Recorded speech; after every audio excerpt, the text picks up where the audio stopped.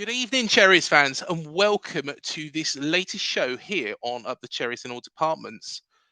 We won. We won, albeit it was the Carabao Cup. A 4-1 win, very, very impressive against Everton. Of course, we got them again in the league. Before we do talk about the Toffees, here's a little bit about our sponsors, Dental on the Banks.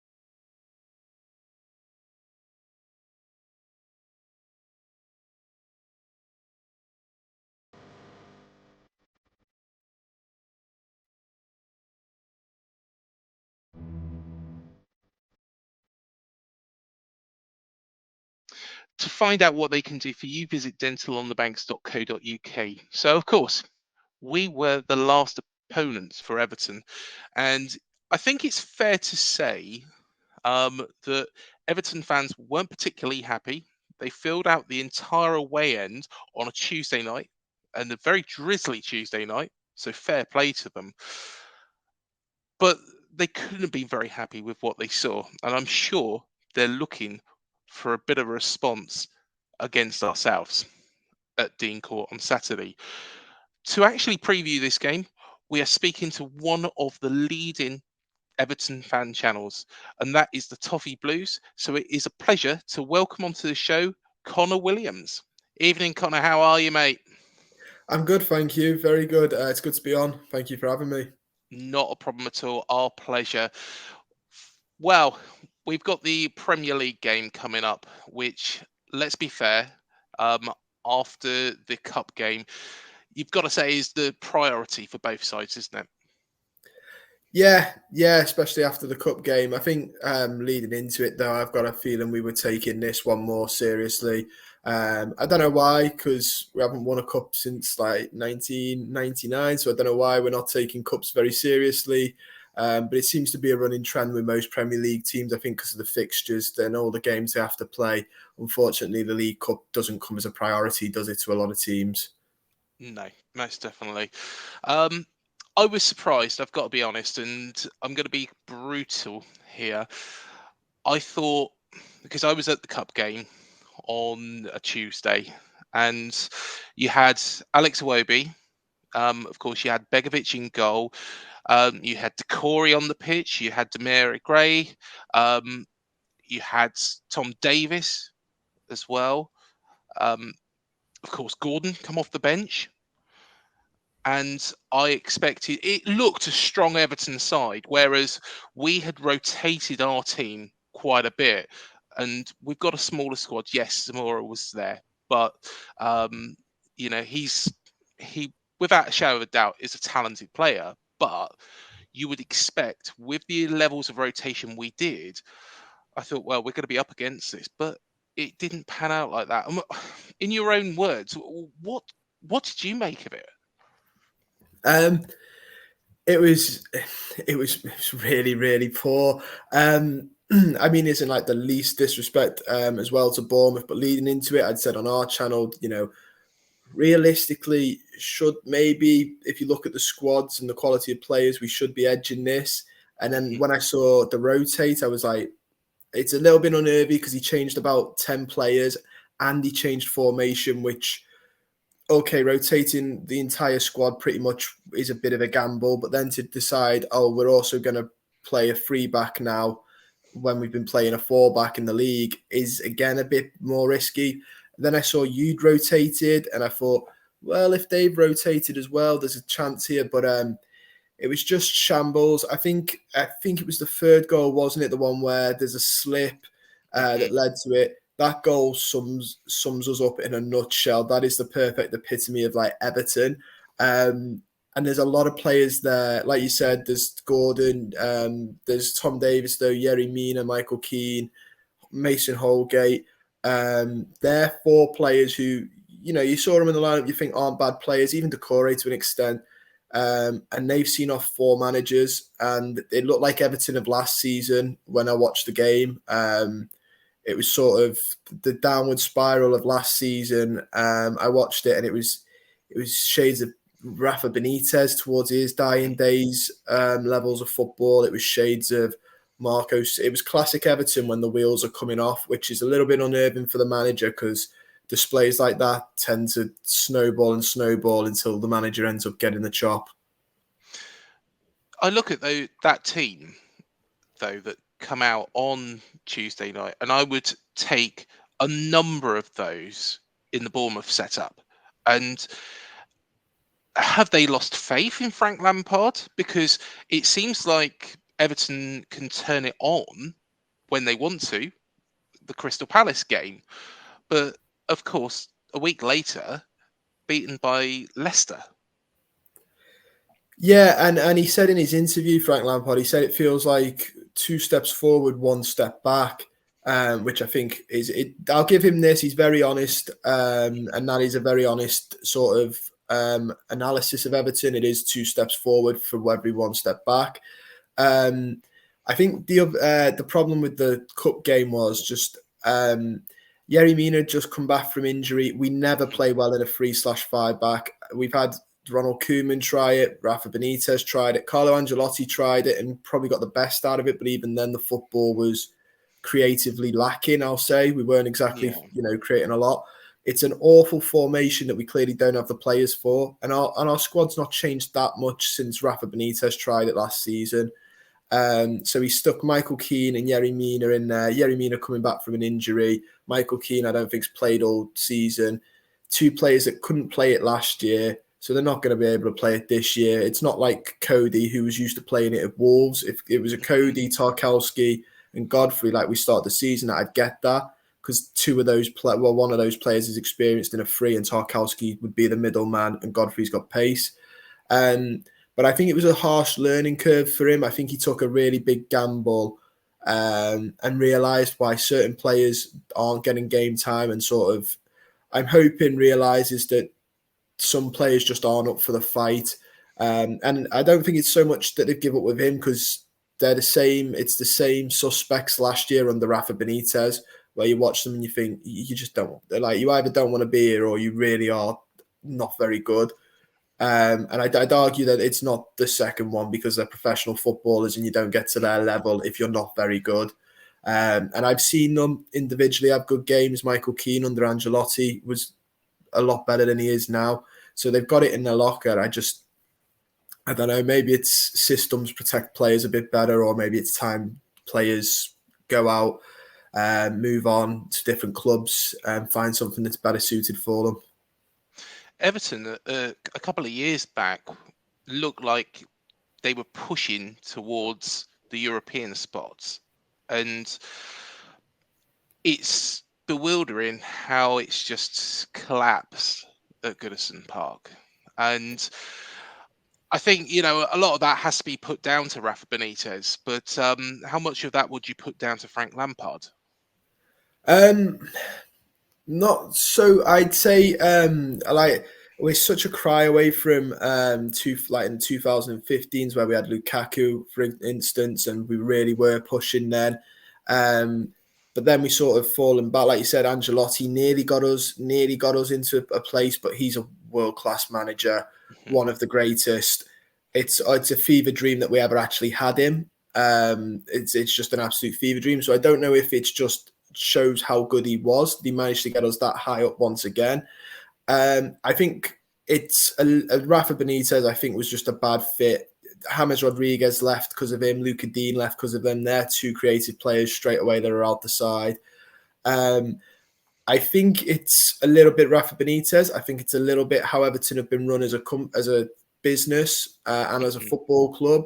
Financial fair play being an issue last year for us. I think it's bad running of a football club that's coming back to bite us on the backside. I will say this. I think Lampard, I'm not his biggest fan. I'm not one of these that are blinded by the faith. I think I personally don't think he's I don't think he's good enough.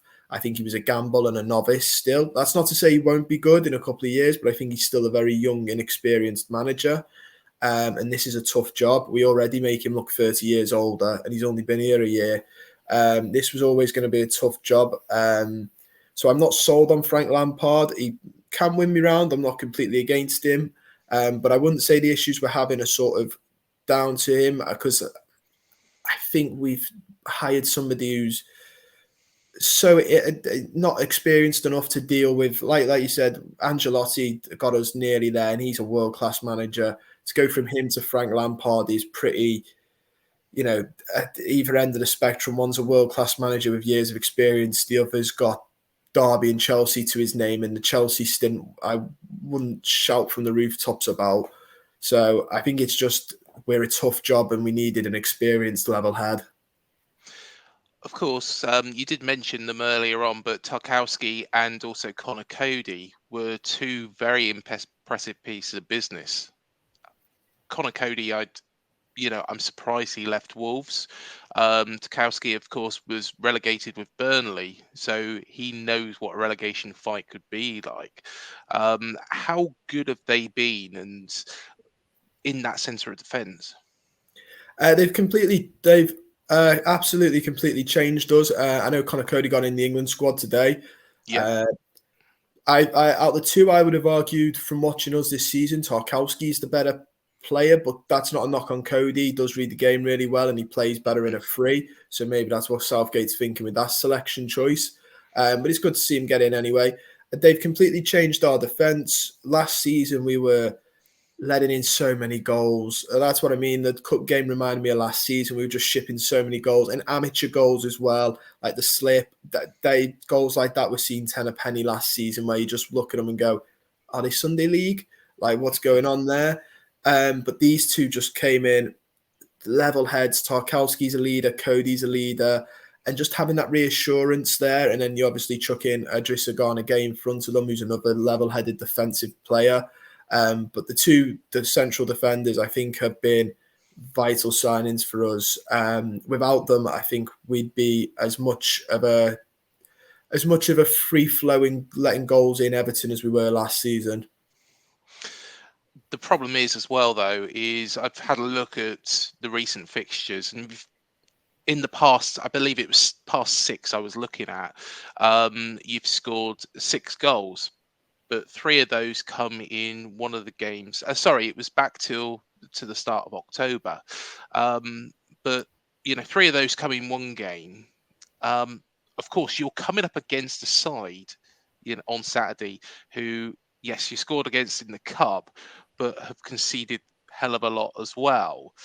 Do you think that it could be the perfect place for somebody like Demarai Gray or the other forwards to actually get something against?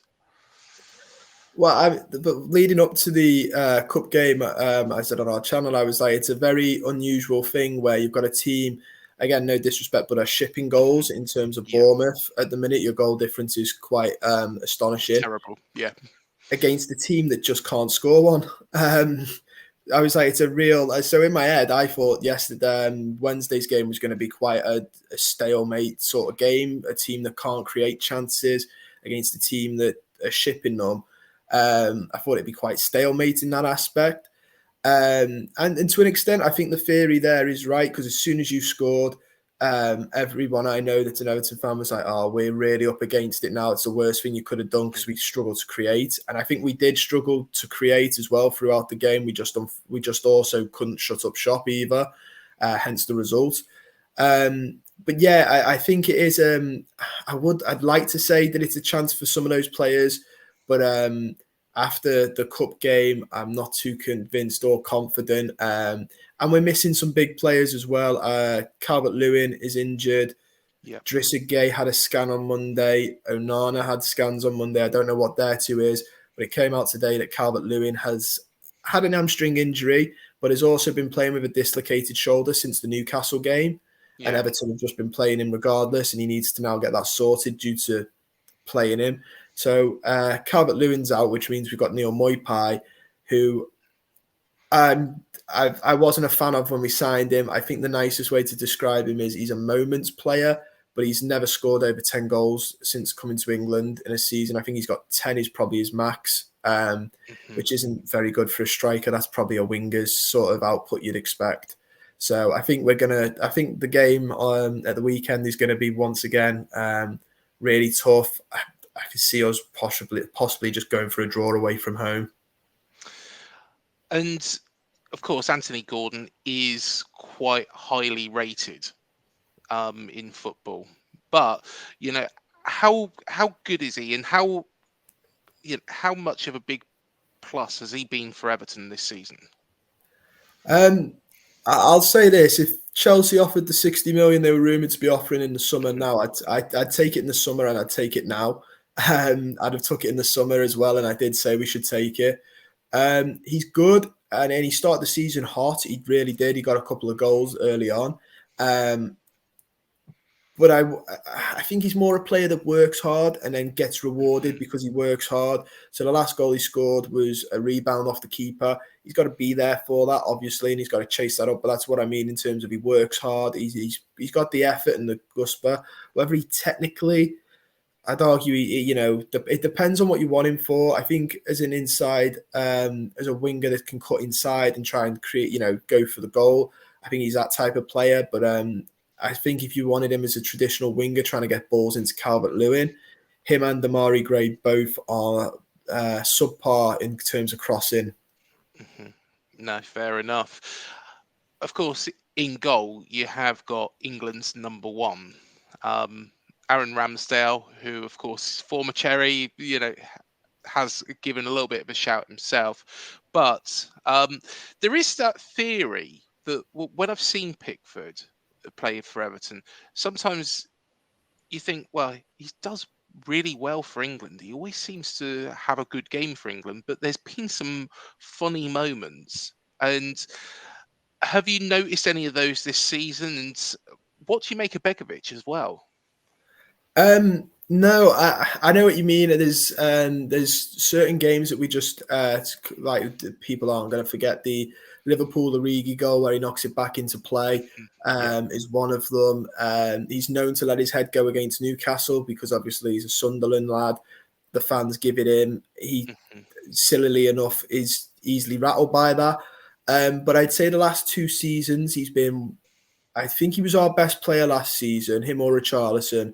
And I'd argue right now, him, maybe one of the defenders in Iwobi are probably our best players. He apparently went and got his, went to see a sports sort of therapist that helped him sort of deal with pressures and stuff like that. And he's come back a completely different player. He's a really, really good goalkeeper, and he's vital. I think he kept us up last season, and it's nice to see him finally getting it because he has had some moments where you thought, oh, his career's done at Everton. That's, you can't come back from that. And fans were rightly annoyed with the likes of the Liverpool goal, the Newcastle performances, but he's managed to turn it round, and he seems to be enjoying himself as well now. He seems to manage to shake the pressure away. And I think we're seeing that as well with England. They had a good Euros. I think he's sort of managed to bring that Jordan Pickford into Everton, which is really important because getting on to Begovic, I don't think he's a very good goalkeeper. I think he's an okay backup that you'd hope you don't have to play, but we've got about 3 backup goalkeepers for some reason. He's one of 3 before you get to Pickford. And I think in the cup game, for instance, there were a couple of times where you think he should really be saving that. And I don't really rate him very well. The big one was when we were away pre-season, and I think it was last season when we bought him. and he didn't save one penalty in an 11 penalty shootout, which was again pretty worrying. Bearing in mind Jordan Pickford, as people will know on a international stage, is quite good at saving penalties. So yeah. It's funny you say that, actually, because he come back after we were relegated to the Championship. But and you probably remember, in the COVID year when we were relegated, he actually was shipped out to Carabao, which I'm not even sure where they are. But Eddie Howe did that. Of course, Eddie Howe's an Everton fan as well. That's a Yes. big question. That's a big question. Of course, you've got a famous fan, a fan who, has done wonders at this football club. Why have Everton not gone for him? We were linked. Apparently, he was one of the names linked. I mean, I was going to say it during one of the times we're looking for a manager. They seem to come around every 18 months. Those times, he was linked a couple of times, and I'm going to say now I owe Eddie Howe a massive apology, as do a couple of Everton fans, because as good of a job as he did at Bournemouth, and he did do a really good job. I think when you think of how small your stadium is and sort of stuff Yeah, like that. He really did punch above and helped you guys punch above your weight for so long, which I think is fair to say. We were like, myself and a couple of Everton fans were like, no, we'll end up shipping goals. He's too like a Roberto Martinez who we've had before, and when it goes well, it's lovely football, but when it goes badly, you're shipping 4 goals a game.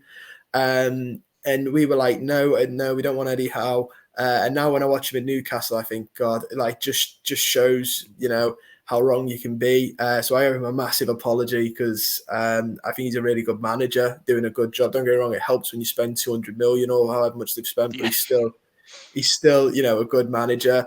But he was linked. I think the problem was the first time he was properly linked, Carlo Ancelotti came available, because Arteta was also linked. And yeah. I thought at the time it made more sense. Ancelotti's going to end up at Arsenal because they're the bigger club.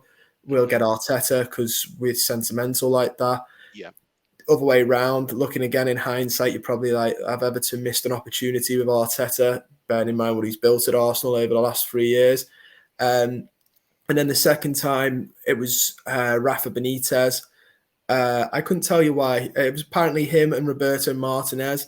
And Eddie Howe was in the sort of fray there, and we went with Rafa Benitez. And I can't tell you the theory behind that one. mm, It's truly a mind-boggling one. And then obviously this time he was already at Newcastle, getting his feet under the table. But he has been linked. His name has been bobbed around when we look for a manager. And obviously everyone mentions he's an Everton fan, which blows my mind, because he's not a local lad either. So I'm not too sure why he supports us, but it's nice. yeah. I think he's from near High Wycombe, Amersham, if I'm correct in thinking. But I guess you got fans all over the place. But that Rafa Benitez appointment, as you say, that was baffling. Okay, Rafa Benitez did very well against that lot across the park. I shan't mention their name for you, don't worry. Um, we got beat 9-0 by them, but yeah, you would think, seeing as he's managed them, and we've seen it throughout the years, Everton fans were never going to take to him. No, and when we were linked with him, it was weird, because we sort of like, I remember going, "Oh, this won't happen, don't worry." And then the links got a bit heavier, and it was between like I said, it was between him and Roberto Martinez, who apparently we're still keeping a tab on for the World Cup in case we do go away from Lampard. Apparently, he's still got fans on the board, which I think could be a bad idea. But yeah, I don't really know. Apparently, it wasn't Bill Kenwright, the chairman, who's an Everton fan, a lifelong Everton fan. It Yeah, wasn't him. It was Farhad Mashiri, the majority shareholder's decision. I think he chased Ancelotti for a long time, wanting a Hollywood manager. And obviously, when Ancelotti left for Real Madrid, that hurt him a little bit. And I think he's one of these. He signed Genk Tosin because he watched Monaco, and he said, "Oh, this lad will be good for Everton, a big man up top." He's one of those who thinks he knows football because he was brought a club and thought, oh, you know what, I know enough to make these decisions. And I think he saw that Rafa Benitez has a couple of trophies and thought, yeah, regardless of what he's done recently, he's got a couple of trophies in his cabinet, one of them being a Champions League, and he's gone, he'll work at us. He's a really good manager, instead of looking at more style of play, will the fans take to him. Is the big one with him as well is how he conducts himself at football clubs. We're not the only football club where players have come out and spoke against him. I think it was Xavi Alonso spoke out against him as well during his time at Liverpool, saying that his man management wasn't very good and stuff like that. So yeah, it was the majority shareholder, and I think he's learned a valuable lesson that he doesn't know what's best for football. There's another question as well that comes to mind, and this is what we were discussing after the game on Tuesday. If Everton were to lose this game on Saturday, do you think Frank Lampard can survive in the job? Do you think, come back after the World Cup, do you think he will still be at Goodison? It's something that a lot of us have been talking about in the group chat that I'm in for our channel and on Twitter, because like a loss in the cup wouldn't have been too bad if it was 1-0, but it was a pretty embarrassing just sort of loss. And then if we were to lose in the league, you'd go above us. You could argue we've not kicked on. I think he's got the same points per game as Rafa Benitez did at this point. And at this point last year, I'm pretty sure we were asking for Rafa Benitez to be sacked. I think someone said the other day he's got 9 wins in 9 months as well. So, and the XG that we're performing isn't very good, the sort of creativity. So there's a lot of pressure, or like a lot of people are talking about the fact we're not improved awfully, I think, which I think, to be fair, it goes in his favour. He's not Rafa Benitez, because that just proves the same points per game that, depending on the man in charge, depends on people's opinion. I know a lot of fans still like him and will clamour to stick up for him and reckon he's the best thing we can get and the best thing we've had in a while, because he kept us up last season. Although I think that was the fans. But I think if we lose, I think he's under pressure, and it's a tough one because there will never be a better time to sack your manager than this week, this break, because of the World Cup. And not 2 or 3 of our players, I think, are going that have been announced in the World Cup squad so far. The manager would have a full month with the squad, implement his ideas, implement his training. He's got a couple of pre-season games. He'd come back. It's like he's had a pre-season. So you won't get a better chance to sack your manager and get a new one and hope that they've gelled, because you've got a pre-season essentially before Boxing Day fixtures. So if you sack him, it makes sense in that point, depending on the appointment. But then if you don't, you could argue he's got 6 weeks to fix it. But then if he doesn't fix it and you lose the next couple after, and then you sack him, the new manager's got to come in, and it's a building block again where you had 6 weeks free for that. So it's a really tough one. I don't think we will sack him because the fans majority are still in favour of him, and the board, I think, are getting a little bit sick of paying redundancy packages out and stuff like that. But I don't think we do. But I would argue if we were ever thinking about it, if his job was ever in it, just do it now, because you're never going to have. Same with any Premier League team that's thinking about it, you'd never have a better chance than now to sack your manager. And of course, you got the transfer window coming up very shortly as well. So at least it would give the new man a little bit of time. And what do you think Everton need in the transfer window? I'd say a couple more wingers. Maybe one that can cross, ideally. But I think the major one is we need a creative midfielder. We're sort of dependent on Alex Iwobi, who's doing brilliantly, but we need somebody else. We need someone like an Eriksen, like a James Rodriguez. Even if they're a bit more of a luxury player, somebody who can just has that quality on the ball to find a pass, to get something moving.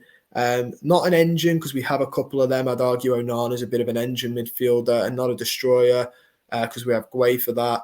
and Decore's an engine. We need somebody who just ball at their feet, can make something out of absolutely nothing and just create chances. Last question, really, before we go to the predictions. Of course, Everton are moving to Bramley Dock very, very soon.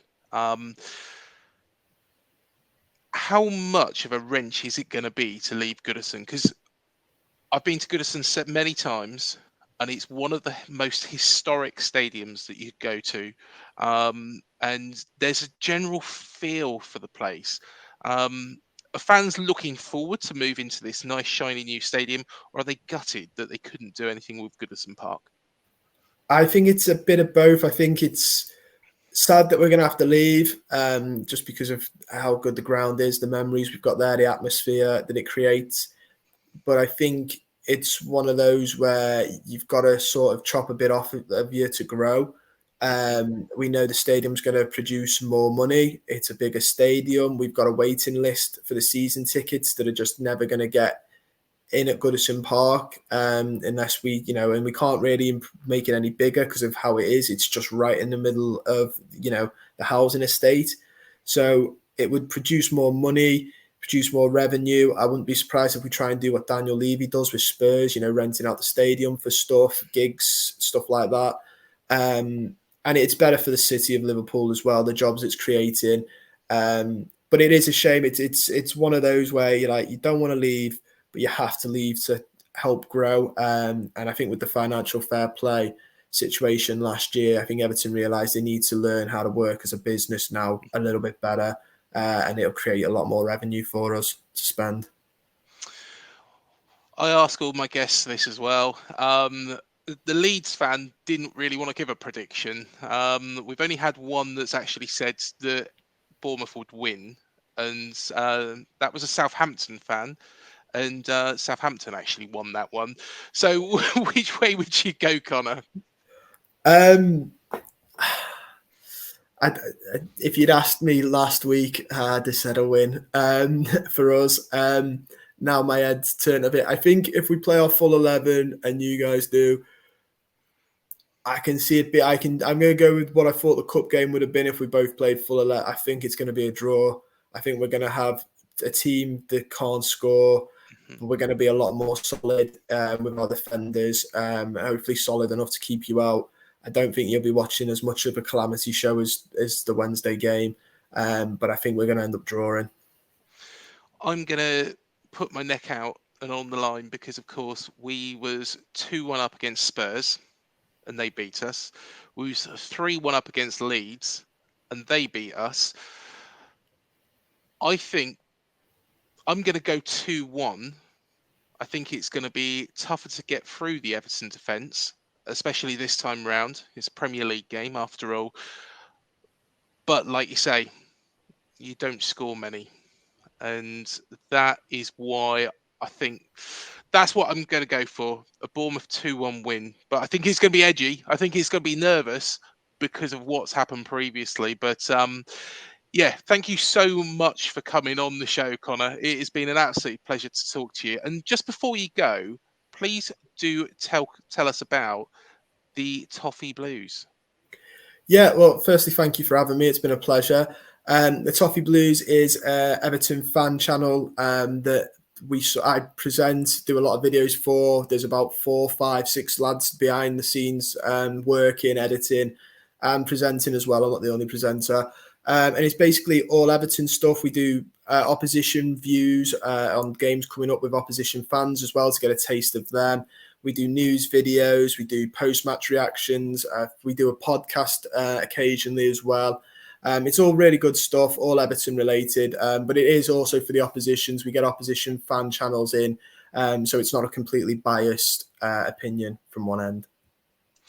Well, thank you so much. And all the link will be below in the description. So please do give the Toffee Blues a subscribe and check them out. But like I say, Conor, it has been an absolute pleasure. And like I say to everybody, all the very best for the rest of the season after Saturday. And you, mate. Yeah, thank you so much, mate. It's been a pleasure. And thank you, everybody, for joining us on this show. Please remember to hit the like, the subscribe, the bell button, do all the sharing as you normally do. And like I say, every like really does help us. So please like, share, and everything. Do check out our interviews that we've done recently. We've, of course, interviewed James Hayter very recently. Of course, Steve Fletcher, Steve Cook. There's many more on the channel. We might also have something coming up very soon as well. So keep your eyes peeled.